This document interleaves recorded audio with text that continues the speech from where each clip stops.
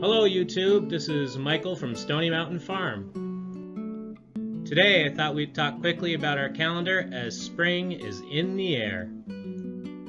Life can sometimes be challenging to find enough time to get everything done. So to increase the efficiency of our homestead, I've created a calendar tracking things that are important to me and the farm throughout the year. I highly recommend that anybody who's thinking about trying to have livestock or have large gardens, etc., do something similar. This is what I do during February and March. We have several trees and bushes around the property. It's important to go through in the spring before they start growing too much and prune them back, get rid of all the dead and broken limbs, and try to shape the trees and bushes to increase efficiency and yield greater yields. It's also a great time to propagate your bushes and trees. You can make new trees or new bushes from almost anything. As long as you keep it simple and with a little bit of planning, you can greatly increase the amount of berries and other bushes. Keep it simple, cut them back after you get done pruning. Cut the branches to a reasonable length, between 6 and 10 inches long. Dip the cut end in some hormone powder, and you can put it in water or into a reasonably good soil. Keep them moist, keep them warm, and let them grow. Also for us, it's a great time to think about the chicken coop. We usually do deep bedding methods throughout the year, but in the spring it's kind of tough because the humidity increases. You need to adjust your ventilation more, and I try to add a little extra carbon in the spring as things warm up and the humidity increases. Also think about dust. I try to sweep or scrape the coop in the spring before I do the final clean down, just to get them settled and when they're the most active. Spring is also a great time to do some basic maintenance. We have lots of implements around that we use. Most people use a lawnmower. If you have gardens, you might use a tiller. If you cut wood, like we do, hopefully you have a wood splitter. It makes it a lot simpler. Chainsaws also could use a good tuning and sharpening.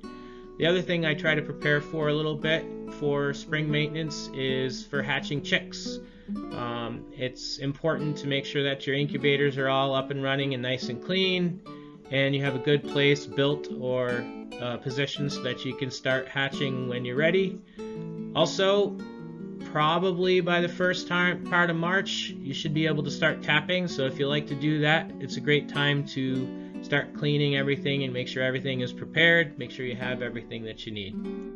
Inevitably, we also have calves in the spring. Calving in the spring can be a little bit tough because it can get muddy. If they're early spring, sometimes it can get even more challenging with the shifting temperatures, cold and ice, etc., etc. But pay attention if you have animals like that. We try to separate our cows when they're getting ready to calve, increase their feed, make sure they have a nice area for them to calve so that they're comfortable with good bedding. And also it's a great time to check for and treat for mice, lice, and worms. Some people utilize diatomaceous earth to discourage creatures that are on the flesh. You could also use something like poron ivermectin. We generally do a treat in the spring and a treat in the fall. We try to have reasonably sized gardens and find that it's much less expensive to start plants from seed.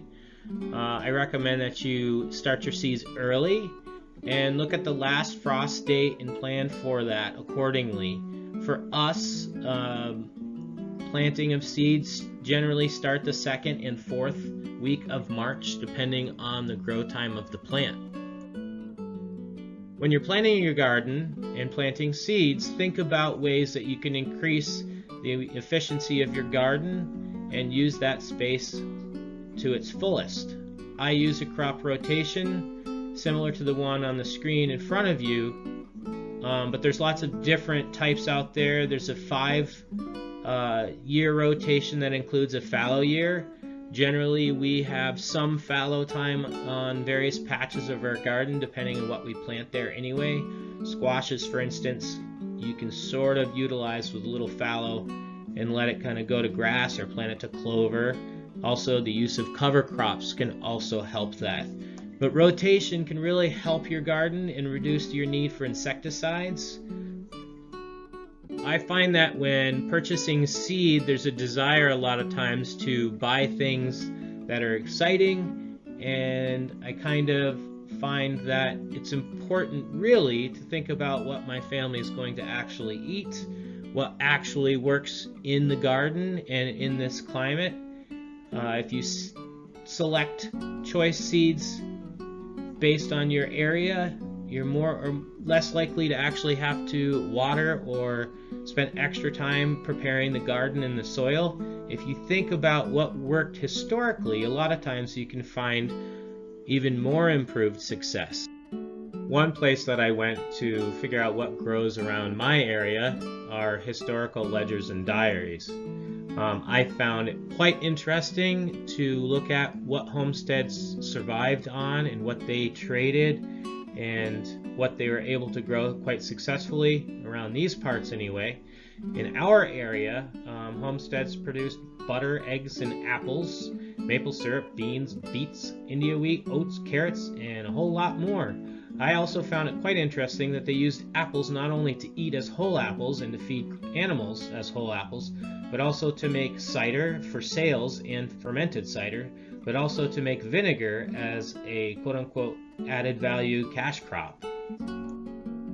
Other good resources for thinking about how you might plan and plant your garden are to look at historical documents like the Victory Garden methods, which were utilized in World War II and World War I to ensure that folks would grow their vegetables and reduce the need for commercial crops to be produced for the general population and allow those crops to go to soldiers. I personally dislike using insecticides. I find that they generally can be counterproductive. But if you choose not to, then it's very important you spend extra time with your crops and think about ways to reduce those needs. One method are utilization of companion plants. Those also can attract other predatory insects or pollinators to your garden, increasing your yields. Double row and single row methods are interesting to think about too when you're planting. I generally plant double row method and leave enough space between my double rows so that I can, for at least the beginning part of the year, run up and down them with the rototiller to reduce my need for hoeing. Of course, when I run up and down it to reduce weeds, I'm not digging deep into the soil. I'm just scuffing the surface to reduce those weeds as they grow. Square foot planting is also a really interesting utilization of space. If you're really limited on space, you can make some amazing little garden beds. I found that by comparing prices throughout the year with my tracker or my Homestead calendar, I found that things increase in price greatly, especially in the spring, and there are other times of the year when the prices go down significantly. Also this year, due to some challenges with natural gas, the cost of fertilizer is likely to go up as associated with the challenges with the ammonium production, which is utilized to make fertilizer. Think about other ways instead of fertilizer to supplement your soil and control pests. Some interesting ideas are wood ash. You can utilize the wood ash from your wood stove onto the garden if you have acidic gardens like we do up here. You can also incorporate things like eggshells and coffee grinds into the garden and around plants to help deter slugs and snails and even cats. I utilize manure from our farm. I try to age it for about a year first and then apply it to the garden. I usually move it out of the cow yard in the spring and then I will put it in either in the fall or the next spring. I'll add it to the garden. I try not to do that though. I try not to bring my tractor up and around the garden in the spring because it gets a little bit muddy. It can chew up the garden and it puts a lot of stress on the soil. Every year I try to do something new, exciting, and fun. Last year I built a lot of cattle fence. I hand dug a spring. I built a beehive and a retaining wall. This year, some of the things I'm going to do are to try to grow some shiitake mushrooms just for an experiment to see how it goes. I'm going to sort of do that probably in conjunction with our woodlot, which I'm developing further.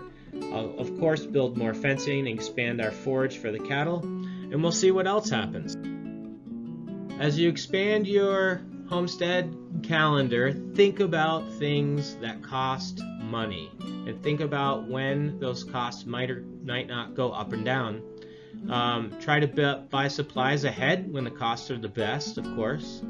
Plan ahead and buy seeds and other items before the demand comes high, and it'll also help avoiding delays for seed delivery or other shortages that may come up like we experienced last year. The other thing, for us at least, is I try to plan on fuel.